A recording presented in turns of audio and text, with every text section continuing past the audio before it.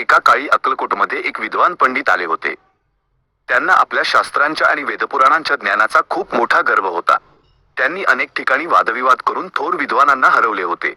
अक्कलकोटला आल्यावर त्यांना वाटले की इथल्या वेड्या वाटणाऱ्या साधूला, स्वामींना आपण आपल्या ज्ञानाने सहज पराभूत करू. जेव्हा ते पंडित स्वामी समर्थांच्या समोर गेले, तेव्हा स्वामी एका वडाच्या झाडाखाली शांत बसले होते. पंडिताने मोठ्या आवाजात संस्कृत श्लोक म्हणायला सुरुवात केली आणि स्वामींना कठीण प्रश्न विचारू लागले.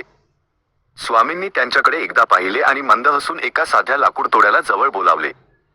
स्वामींनी त्या लाकूडतोड्याच्या डोक्यावर आपला हात ठेवला आणि त्याला सांगितले, बाळा, या पंडितांच्या शंकांचे निरसन कर. ज्या लाकूडतोड्याला अक्षर ओळखही नव्हती, तो अचानक अस्खलित संस्कृतमध्ये बोलायला लागला.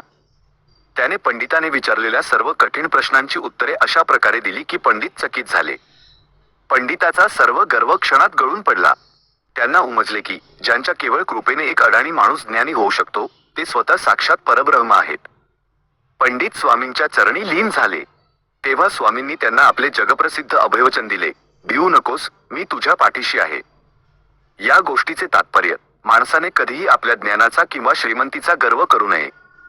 ईश्वराच्या दरबारात केवळ शुद्ध भाव आणि श्रद्धा महत्त्वाची असते.